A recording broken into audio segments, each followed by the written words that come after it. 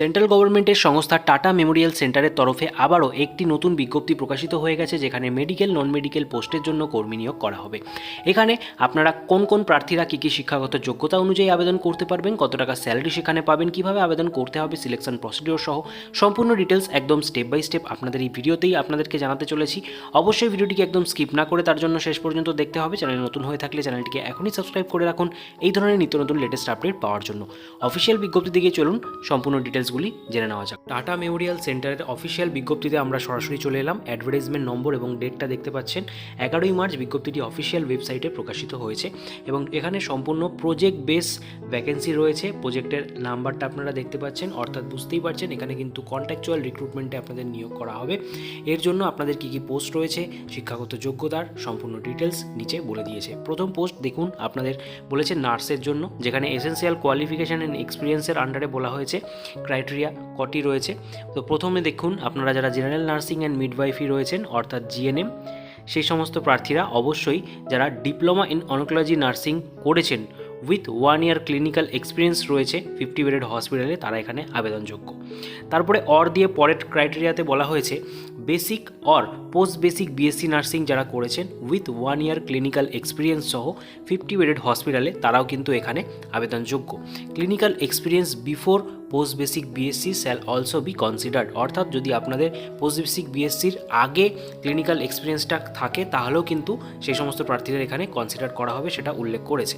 তারপরে বলেছে candidate who have done diploma in nursing oncology in TMC and serve the entire bond period will be given relaxation in age by 5 years, অর্থাৎ যারা diploma nursing oncology TMC থেকে করেছেন এবং বন্ডের পিরিয়ডের মধ্যে রয়েছেন তাদেরকে কিন্তু 5 ইয়ার্সের যে রিল্যাক্সেশন সেটা দেওয়া হবে, সেটা এখানে অবশ্যই বলে দিয়েছে।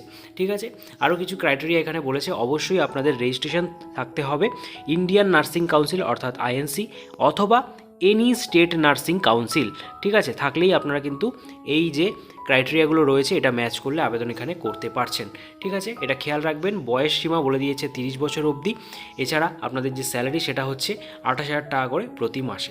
পরবর্তী পোস্ট রয়েছে ফার্মাসিস্টের জন্য, যেখানে B pharma with 1 year minimum experience চাওয়া হয়েছে। এছাড়া ডি ফার্মা থাকলে তাদের ক্ষেত্রে 3 ইয়ার্সের এক্সপিরিয়েন্স লাগছে অবশ্যই ডিসপেন্সারিতে, এবং মিনিমাম ফার্মেসি যেটা হতে হবে সেটা হচ্ছে 200 বেডেড হসপিটালের মধ্যে। ঠিক আছে, এছাড়া বলা হচ্ছে অবশ্যই রেজিস্ট্রেশন থাকতে হবে সেই প্রার্থীর স্টেট ফার্মেসি কাউন্সিলের আন্ডারে। ঠিক আছে, এইখানেও আপনাদের যে এজ লিমিট সেটা 30 বছর অবধি রাখা হয়েছে। স্যালারি দেওয়া হবে 25,000 টাকা করে প্রতি মাসে।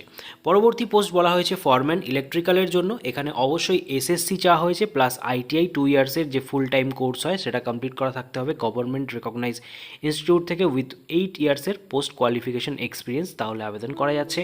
এছাড়া বলা হচ্ছে or the ITI plus NCVT with 7 ইয়ার্সের এক্সপিরিয়েন্স থাকলেও আবেদন করা যাবে। যারা ডিপ্লোমা প্রার্থী রয়েছেন তারাও আবেদন করতে পারবেন ইলেকট্রিক্যাল ইঞ্জিনিয়ারিং উইথ 3 ইয়ার্সের পোস্ট কোয়ালিফিকেশন এক্সপিরিয়েন্স সেক্ষেত্রে কিন্তু চাওয়া হয়েছে। ঠিক আছে, এই ক্রাইটেরিয়া ম্যাচ করলে আপনারা এখানে আবেদন করতে পারবেন 30 বছর পর্যন্ত, যেই পোস্টের জন্য আপনারা স্যালারি পাচ্ছেন 27,000 টাকা প্রতি মাসে। পরবর্তী পোস্ট রয়েছে টেকনিশিয়ান মেকানিক্যালের জন্য। এখানেও আপনাদের সেম অর্থাৎ 10 স্ট্যান্ডার্ড, তার সাথে আইটিআই চাওয়া হয়েছে মেকানিক্যালের উপরে 2 ইয়ার্সের full time course government recognise institute থেকে। এছাড়া 3 ইয়ার্সের যদি আফটার আইটিআই আপনাদের ডিপ্লোমা বা এক্সপিরিয়েন্স থেকে থাকে সেক্ষেত্রেও আপনারা এখানে আবেদন করতে পারবেন 27 বছর পর্যন্ত। 22,000 টাকা করে প্রতি মাসে আপনারা বেতন এই পোস্টের জন্য পেয়ে যাবেন। ঠিক আছে, অবশ্যই আপনাদের এখানে ইনিশিয়ালি যেমনটা বললাম নিয়োগ করা হচ্ছে কন্ট্রাকচুয়াল 6 মান্থসের জন্য, কিন্তু পরবর্তীতে আপনাদের যে প্রজেক্টটা সেটা যদি কন্টিনিউ হয় সেক্ষেত্রে কিন্তু এটার এক্সটেনশন করা হবে। ঠিক আছে, অবশ্যই সেটা এখানে উল্লেখ করে দিয়েছে। ঠিক আছে, এরপরে আপনাদের রিক্রুটমেন্ট রিলেটেড যদি কোনো রকম কোয়ারি থাকে অবশ্যই আপনারা এই অফিসিয়াল যে ইমেল আইডিটা দেখতে পাচ্ছেন সেখানে মেল করতে পারেন, কিংবা এই ফোন নম্বরে ফোন করে সমস্ত রিক্রুটমেন্ট রিলেটেড ডিটেলস জেনে নিতে পারবেন। ঠিক আছে, আপনাদের এখানে ওয়াক ইন ইন্টারভিউর মাধ্যমে সম্পূর্ণ সিলেকশন প্রসিডিওর কমপ্লিট হবে, কোনো রকম এখানে কিন্তু লিখিত পরীক্ষা নেই। ঠিক আছে, তার জন্য আপনাদের অবশ্যই অরিজিনাল সমস্ত যে ডকুমেন্টস সেগুলোকে ক্যারি করতে হবে, যেরকম PAN card, Aadhaar card, experience certificate, education qualification, এছাড়া 1 set of self attested copies, অর্থাৎ যেই ডকুমেন্টসগুলো অরিজিনাল নিয়ে যাচ্ছেন তার সেলফ অ্যাটেস্টেড কপির একটা সেট অবশ্যই নিয়ে যাবেন। অবশ্যই ইন্টারভিউটা অ্যাটেন্ড করার সময়, ঠিক আছে। এবং ইন্টারভিউটা কোথায় হবে তার সমস্ত ডিটেলস এখানে কিন্তু আপনারা যে হেল্পলাইন নাম্বারটা বললাম এখান থেকে সমস্ত ডিটেলস আপনারা কন্ট্যাক্ট করে জেনে নিতে পারবেন, ঠিক আছে। এখানে ডেটগুলো দেওয়া রয়েছে, কবে কবে কোন কোন পোস্টের জন্য ইন্টারভিউ হতে চলেছে, ডেটগুলো আপনারা এই পিডিএফটা থেকে ডাউনলোড করে নিতে পারেন, যার লিঙ্ক আমাদের টেলিগ্রাম গ্রুপে দেওয়া রয়েছে। তো ভিডিওটি এতক্ষণ পর্যন্তই, যদি একটু হেল্পফুল হয় অবশ্যই সকলের মাঝে বেশি করে শেয়ার করে দেবেন, তার পাশাপাশি একটি লাইক দিয়ে আমাদেরকে মোটিভেট করবেন।